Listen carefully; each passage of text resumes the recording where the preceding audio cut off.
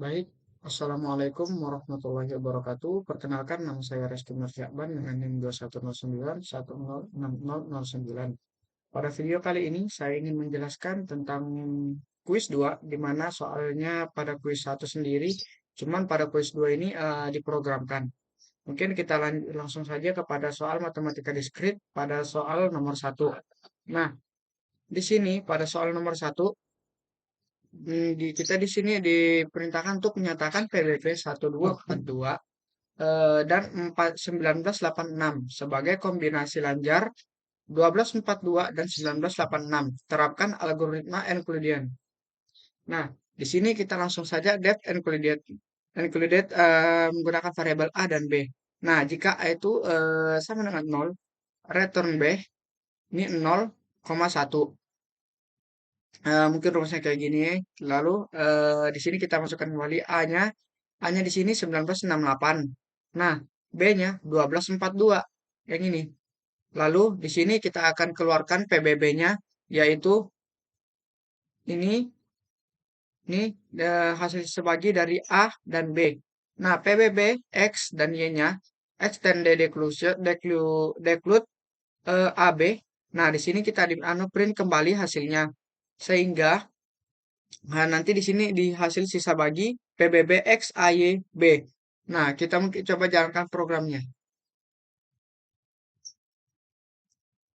Nah, di sini PBB yang awalnya ini AB yaitu 1968 dan 1245. Nah, di sini pada bagian akhir di sini nih di sini kita dapatkan hasil 6. Nah, hasil 6 itu dari mana? Yaitu dari ini negatif 65 yang ini. Nah, ini dalam kurung 1968 ditambah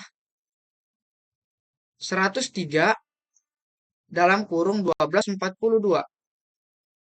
Nah, mungkin untuk soal nomor 1 seperti itu. Nah, kita lanjut pada soal nomor 2.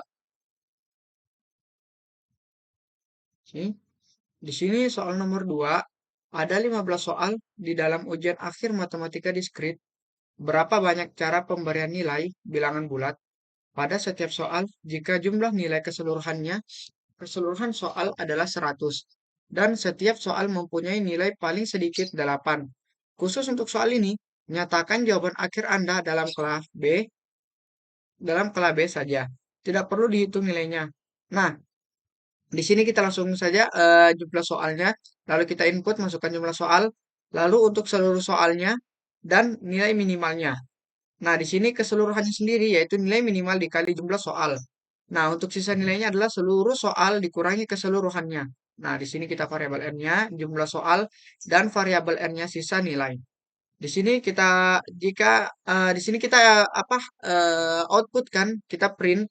Jadi nilai sejumlah R yaitu sisa nilai harus didistribusikan ke N yaitu jumlah soal pada soalnya. Nah, di sini kombinasi satu sama dengan N plus R kurang satu dan kombinasi duanya R. Di sini karena dikurang satu karena yang ini dikurang satu karena telah menghitung nilai minimalnya. Nah, lalu di sini jika kombinasi satunya lebih dari sama dengan nol dan kombinasi duanya lebih dari nol, nah maka akan kita dapatkan hasilnya, kita print maka banyak cara pemberian nilai adalah C, di sini kombinasi satu ini dan kombinasi dua. Nah, di sini karena nilai kombinasi haruslah bilangan bulat positif. Nah, jika tidak, maka akan tertampil banyak cara tidak ditemukan karena tidak memenuhi syarat. Mungkin kita coba jalankan. Nih, kita coba. Kan masukkan jumlah soal. Di sini jumlah soalnya ada 15. Nah, untuk keseluruhan soalnya sendiri, di sini ada 100. Kita input. Nah, untuk masukkan nilai minimal, di sini nilai minimal atau nilai paling sedikitnya itu 8. Nah, maka kita akan dapatkan hasil negatif 20. Kenapa? Karena di sini akan tertampil jawaban jika di sininya bilangan bulat positif, bilangan bulat. Nah, di sini jadi nilainya sejumlah negatif 20 harus didistribusikan kembali ke 15 soal yang ini. Nah, dan ini akan tertampil. Nah, karena tidak memenuhi syarat, maka akan tertampil ini. Banyak cara tidak ditemukan karena tidak memenuhi syarat. Syaratnya tadi yaitu nilai kombinasi haruslah bilangan bulat positif. Makanya jadi nilai sejumlah negatif 20 ini harus didistribusikan kembali ke 15 soal yang di atas tadi. Nah, mungkin untuk soal nomor 2, kita lanjut untuk soal nomor 3. Nah,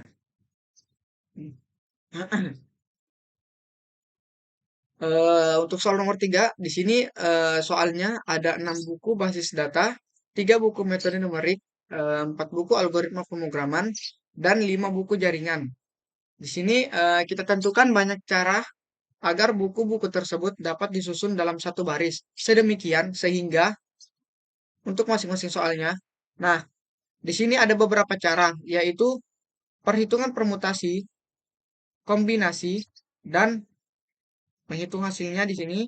Nah, di sini ada beberapa rumus, yaitu yang pertama rumus faktorial, yang kedua ada rumus urutan susunan bebas. Nah, mungkin kita bahas sedikit. Di sini list satunya kita kasih list kosong.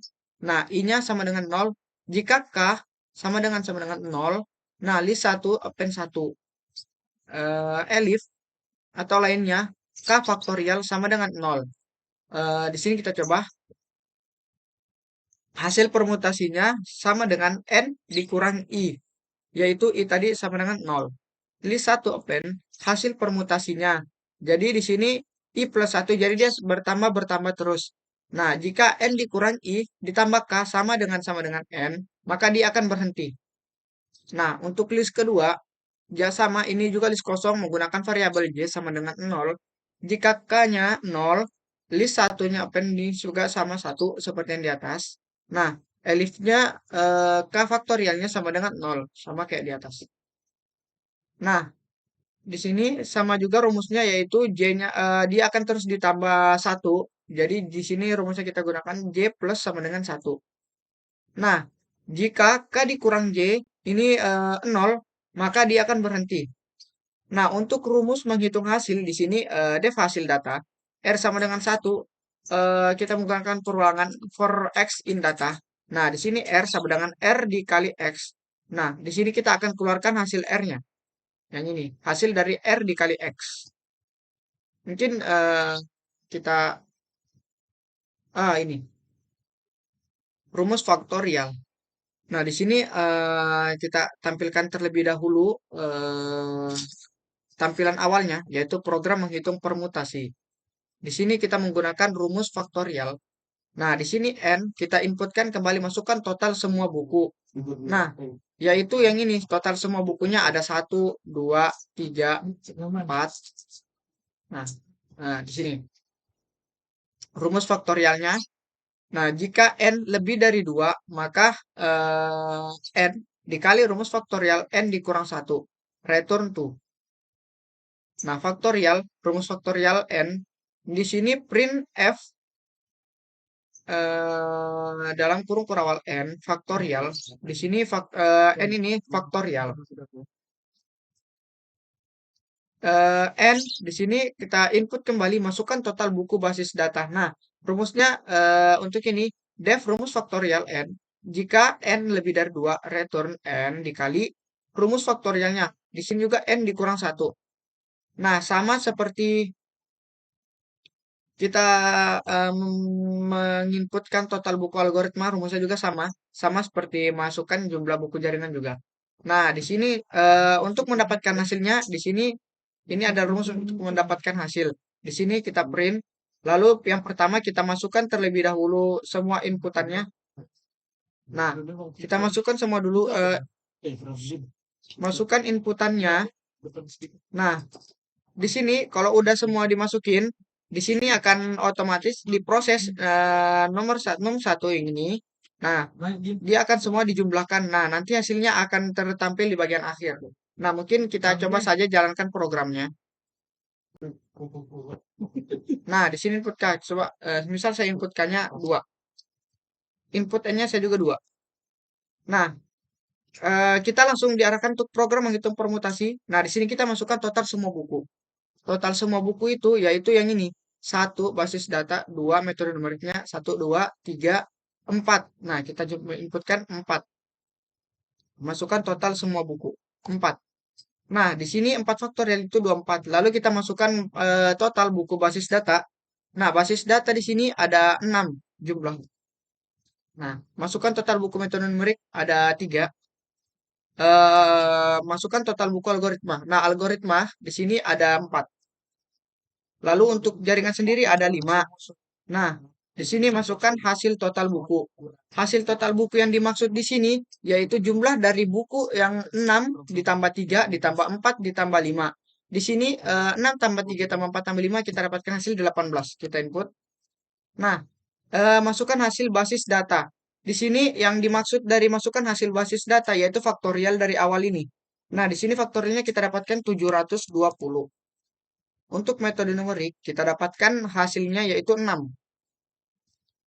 Untuk algoritma pemrograman, kita dapatkan hasilnya 24. Nah, yang terakhir untuk jaringan, kita dapatkan hasil 120. Nah, hasilnya ini 18. Nah, hasilnya itu 1,4467. Ini. Nah, mungkin sekian saja penjelasan saya tentang soal matematika diskrit. Kurang lebihnya saya mohon maaf. Wassalamualaikum warahmatullahi wabarakatuh.